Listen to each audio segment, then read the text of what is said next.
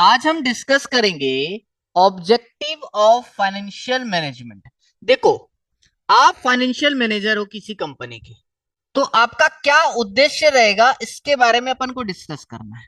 तो सपोज आप किसी कंपनी के फाइनेंशियल मैनेजर बन जाते हो, तो सबसे पहला जो प्राइमरी ऑब्जेक्टिव आपका रहेगा ना, वो रहेगा वेल्थ मैक्सिमाइजेशन। और वेल्थ मैक्सिमाइजेशन का टॉपिक हमने अलग से समझ लिया है बहुत अच्छी तरीके से, तो आपको पता ही है कि वेल्थ मैक्सिमाइजेशन क्या होता है।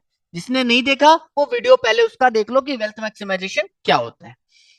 शॉर्ट में बता देता हूं कि वेल्थ मैक्सिमाइजेशन का मतलब क्या है, कि जो शेयर होल्डर्स ने आपकी कंपनी में पैसा इन्वेस्ट किया है, उसकी इन्वेस्टमेंट वैल्यू को बढ़ाना ही आपका प्राइमरी ऑब्जेक्टिव है।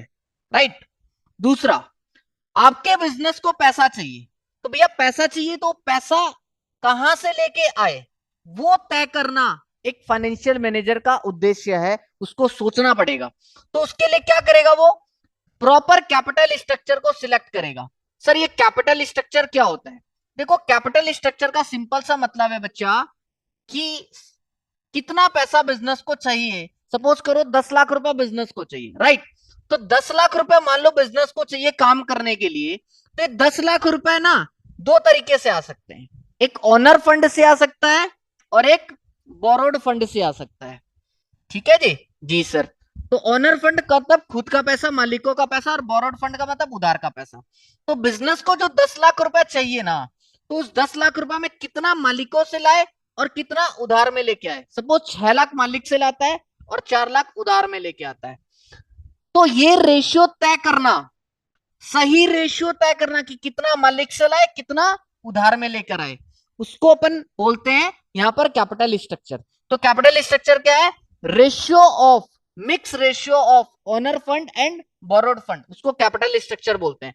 तो ये फाइनेंशियल मैनेजर का काम है कि भैया प्रॉपर कैपिटल स्ट्रक्चर को सिलेक्ट करना। देखो आगे जाके मैं पढ़ाऊंगा अभी एक कॉन्सेप्ट आपको, ट्रेडिंग ऑन इक्विटी, वहां आपको समझ आएगा कि जब तक प्रॉपर कैपिटल स्ट्रक्चर नहीं होगा ना पैसे को लाने का, कि कितना पैसा डेप्ट से लाए मतलब बोरोड फंड से लाए और कितना पैसा ओनर फंड से लाए, तब तक कंपनी का वेल्थ मैक्सिमाइजेशन नहीं हो सकता।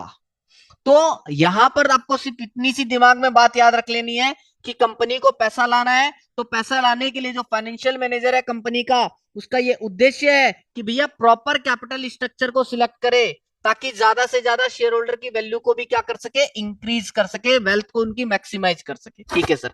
यानी ऑब्जेक्टिव में हमने ये बात समझ लिया कि पहले तो अपन को वेल्थ मैक्सिमाइजेशन कराना है, पहला ऑब्जेक्टिव है। दूसरा, कंपनी को पैसा चाहिए, तो पैसा चाहिए तो उसके लिए प्रॉपर कैपिटल स्ट्रक्चर सिलेक्ट करेगी कंपनी। ठीक है सर।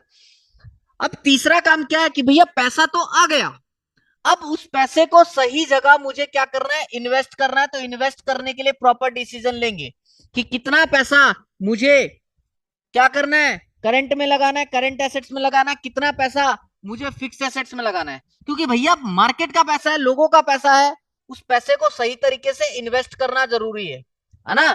सही तरीके से इन्वेस्ट कर रहे हो यानी आप उन लोगों के सेफ्टी के बारे में, उन लोगों के पैसे की सेफ्टी के बारे में सोच रहे हो, कि उन लोगों के पैसे को आप प्रोटेक्ट कर रहे हो किसी भी रिस्क या लॉसेस से।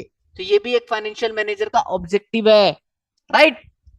और आपको ये भी इंश्योर करना है भाई कि आपने पैसा उनका लगा तो दिया, निवेश तो कर दिया, इन्वेस्ट तो कर दिया, अब उनसे जो आपने कमाया है, कमाकर भैया उन शेयर होल्डर को प्रॉपर रिटर्न दो, उनको सही डिविडेंड दो भैया, जिससे उनका दिल खुश हो और कंपनी में ज्यादा से ज्यादा पैसा आगे से आगे लगाए वो, है ना। ये भी फाइनेंशियल मैनेजर का ऑब्जेक्टिव है। और भाई साहब फाइनेंशियल मैनेजर, आप हमेशा ये इंश्योर करना कि बिजनेस में सफिशिएंट फंड पड़ा हो, ना ही ज्यादा हो ना ही कम हो, है ना। इतना पैसा पड़ा हो कि भैया डेली के खर्चे, अनएक्सपेक्टेड एक्सपेंसेस वगैरह जो है उसके निकल जाए। तो कोई भी तुमसे पूछेगा कि फाइनेंशियल मैनेजर का क्या ऑब्जेक्टिव है, तो बोलना जी सबसे पहले फाइनेंशियल मैनेजर वेल्थ मैक्सिमाइज कराएगा, दूसरा पैसे को लेके आएगा तो उसको प्रॉपर मिक्स रेशियो सिलेक्ट करना है ओनर फंड और डेप्ट फंड का, इसलिए प्रॉपर कैपिटल स्ट्रक्चर देखेगा वो। ठीक है सर। और जो पैसा आ गया उस पैसे को सही जगह इन्वेस्ट करेगा, शॉर्ट में या लॉन्ग टर्म में कहीं भी करे, सही तरीके से इन्वेस्ट करेगा ताकि उनके फंड की क्या हो सके, सेफ्टी को इंश्योर कर सके। और जो पैसा उन्होंने निवेश कर दिया है उससे जो कमाएंगे, उस कमाई का प्रॉपर रिटर्न भी देंगे शेयर होल्डर को। और क्या करेगा वो, कि सफिशिएंट फंड बिजनेस में पड़ा हो हमेशा, वो भी ध्यान रखेगा, जिससे बिजनेस अपने खर्चों को पे कर पाए और उसका इमेज मार्केट में बना रहे। तो यही था तुम्हारा ऑब्जेक्टिव ऑफ फाइनेंशियल मैनेजमेंट।